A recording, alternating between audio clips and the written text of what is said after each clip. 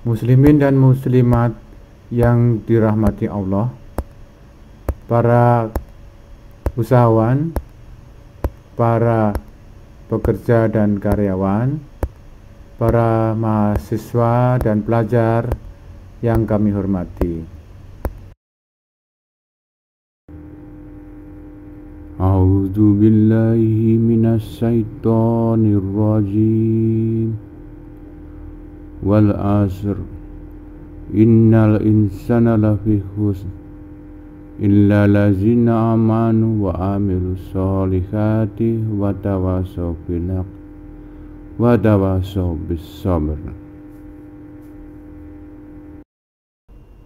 Allah Subhanahu wa ta'ala bersumpah dengan waktu yang Dia ciptakan. Sesungguhnya manusia itu benar-benar dalam kerugian, kecuali orang-orang yang beriman, yang mengerjakan amal soleh, dan nasihat menasihati supaya mentaati kebenaran, nasihat menasihati supaya menetapi kesabaran. Di sini salah satu mall garment terbesar di Jakarta, tempat berjualan peralatan ibadah sholat, haji, umroh, dan lain-lain. Mereka berjualan dengan penuh kesabaran.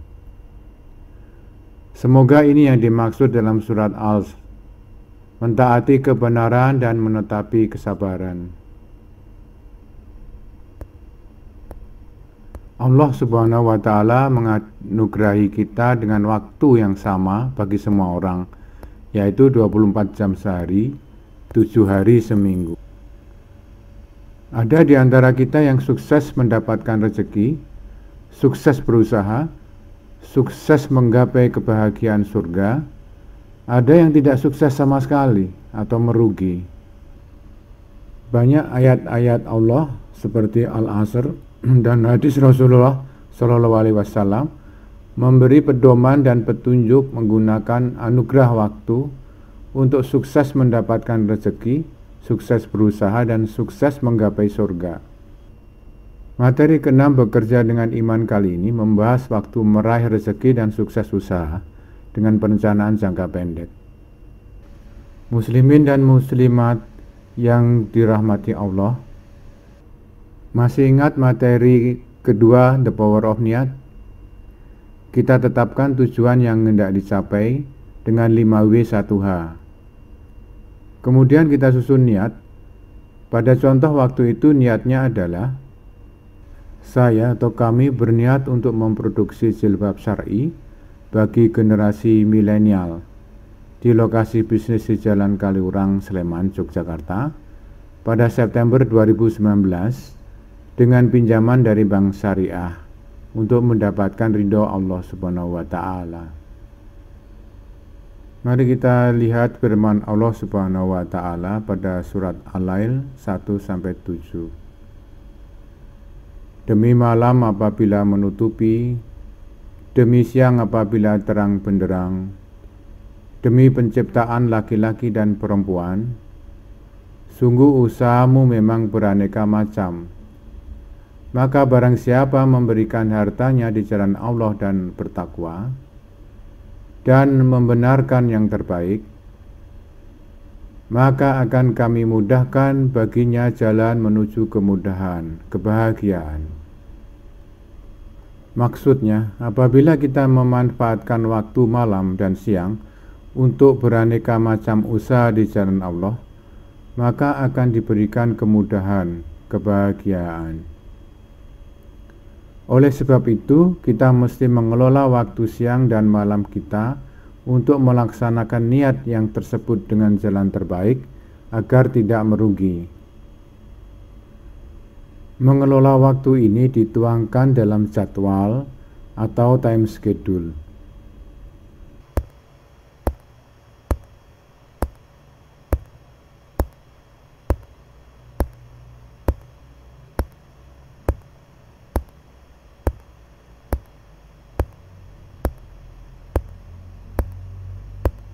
Pertama-tama kita jabarkan niat itu dengan kegiatan atau amalan kebaikan secara terperinci dengan pedoman 5M, yaitu sumber daya manusia, atau man, mesin dan peralatan atau mesin, material yang dibutuhkan atau materials, pendanaan atau money, dan pengelolaan atau manajemen.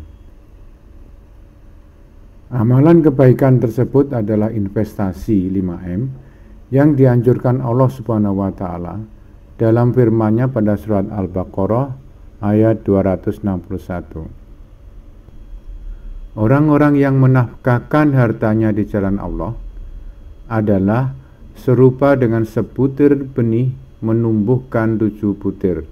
Al-Ayah. Yang perlu dihindari adalah riba, menarik keuntungan, gharar atau tipuan, dan masir, judi, spekulasi, mengharap untung cepat. Langkah berikutnya adalah menentukan tenggat waktu atau target penyelesaian setiap kegiatan. Panduannya adalah hadis-hadis sahih yang menyatakan cara berjalan Rasulullah SAW adalah cepat dan tidak tergesa-gesa. Kemudian dikelompokkan dalam 3 proses utama, yaitu praoperasional atau persiapan, produksi percobaan, kemudian operasional, produksi komersial. Daftar kegiatan yang sudah dikelompokkan dan diberikan tenggat waktu masing-masing dimasukkan dalam format jadwal yang ada rentang waktu bulanan dan mingguan. Dibuat jadwal berurutan sesuai surat Al-Insyirah ayat 7. Maka apabila kamu telah selesai dalam suatu urusan, kerjakanlah dengan sungguh-sungguh urusan yang lain. Maka jadwalnya menjadi sebagai berikut.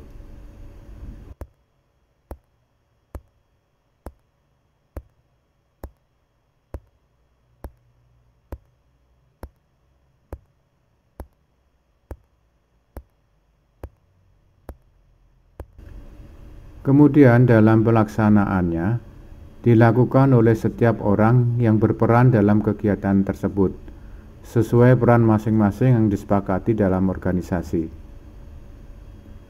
Dan pelaksanaan ini masuk ke dalam jadwal harian masing-masing orang. Para usahawan, para pekerja dan karyawan, para mahasiswa dan pelajar yang kami hormati. Di dalam jadwal harian bercampur dengan aktivitas harian orang tersebut dan bisa menjadi prioritas atau tidak, utama atau sampingan. Menyusun jadwal harian sebaiknya didasarkan waktu sholat sebagai contoh. Antara sholat subuh dan sholat duha, melihat jadwal harian, berdoa niat hari itu bahwa dengan nama Allah Subhanahu wa taala menjalankan segala aktivitas hari ini agar menjadi ibadah, dan memohon kepada Allah perlindungan dan kemudahan atau doa-doa sesuai lainnya. Kemudian olahraga, kemudian perjalanan ke tempat kerja. Antara waktu sholat duha sampai sholat zuhur, melaksanakan pekerjaan prioritas pertama. Kemudian ba'da zuhur sampai sholat asar, melaksanakan pekerjaan yang menjadi prioritas kedua. Ba'da asar sampai sholat maghrib, bisa melaksanakan aktivitas lain-lain, misalnya silaturahmi yang sudah terjadwal, pulang ke rumah. Ba'da maghrib sampai sholat isya, bisa diisi dengan aktivitas keluarga. Ba'da isya, lakukanlah evaluasi apa yang telah dikerjakan pada hari itu, apa yang berhasil, apa yang tidak, apa yang kurang, lalu dicatat. Kemudian istirahat, sholat malam, tahajud. Aktivitas yang menjadi tanggung jawabnya bisa masuk ke prioritas 1 atau prioritas 2, tergantung masing-masing. Muslimin dan muslimat yang dirahmati Allah, Kembali ke jadwal aktivitas UMKM, setiap minggu dilakukan evaluasi. Laporan setiap pelaku tentang progres, misalnya minggu pertama tentang kualifikasi SDM, apakah sudah ada atau belum. Kemudian dilakukan perbagian jadwal dengan tetap berpegang pada target waktu yang ditentukan. Hal ini sesuai firman Allah Subhanahu wa taala sebagai berikut. Hei orang-orang yang beriman, bertakwalah kepada Allah dan hendaklah setiap diri memperhatikan apa yang telah diperbuatnya untuk hari esok, akhirat. Dan bertakwalah kepada Allah, sesungguhnya Allah Maha mengetahui apa yang kamu kerjakan. Al-Hasyr 18. Sebagai contoh evaluasi, di minggu kedua sesuai jadwal yang harus dikerjakan, kualitas SDM, penentuan mesin dan peralatan, kualifikasi tempat dan fasilitas, daftar bahan baku, rencana usaha, dan organisasi. Evaluasi akhir minggu kedua. Evaluasi sebaiknya dilakukan setiap minggu. Ada kegiatan yang belum tuntas, maka dicari solusinya dan jadwal baru khusus untuk yang belum selesai ini, namun tidak merubah jadwal utamanya.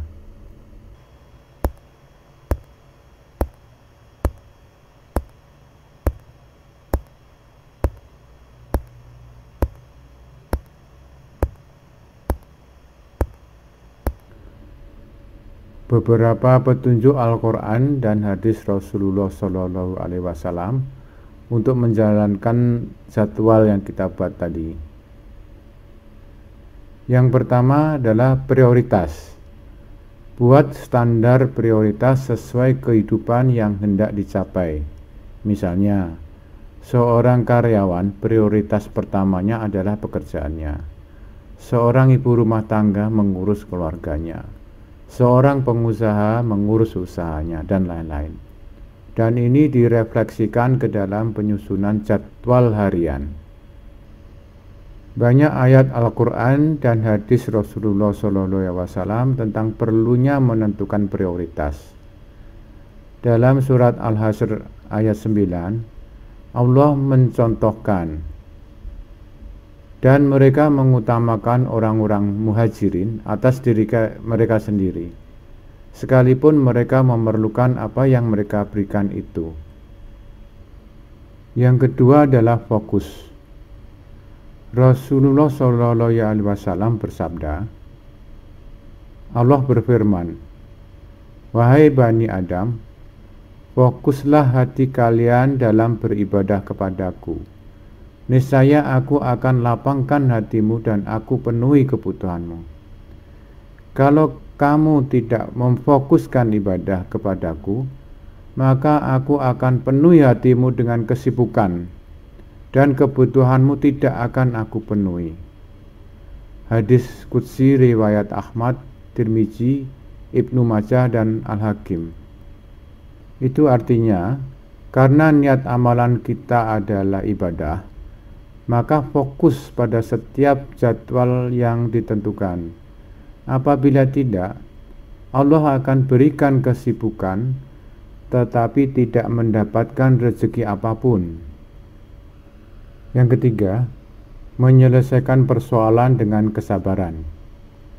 Selesaikan setiap persoalan dengan sabar. Ingat, persoalan itu adalah ujian atas kesungguhan kita menjalankan niat yang telah kita buat. Rasulullah bersabda, sesungguhnya pahala besar karena balasan untuk ujian yang berat. Sungguh, jika Allah mencintai suatu kaum, maka Dia akan menimpakan ujian untuk mereka. Barang siapa yang ridho, maka ia yang akan meraih ridho Allah. Barang siapa yang tidak suka, maka Allah pun akan murka. Hadis riwayat Ibnu Majah 4031. Yang keempat, manfaatkan semua kesempatan. Dari Ibnu Abbas dia berkata, Telah bersabda Rasulullah SAW seraya menasihati seseorang, jagalah olehmu 5 perkara sebelum datang 5 perkara lainnya. Jaga masa mudamu sebelum masa tuamu. Jaga masa sehatmu sebelum datang masa sakitmu. Jaga masa kayamu sebelum jatuh miskin. Jaga masa lapangmu sebelum masa sempit, dan jaga masa hidupmu sebelum datang kematianmu. Yang kelima, lakukan segala sesuatunya dengan segera. Bersegeralah menjalankan amalan-amalan yang sudah direncanakan. Jangan menunda-nunda dalam menjalankan kebaikan.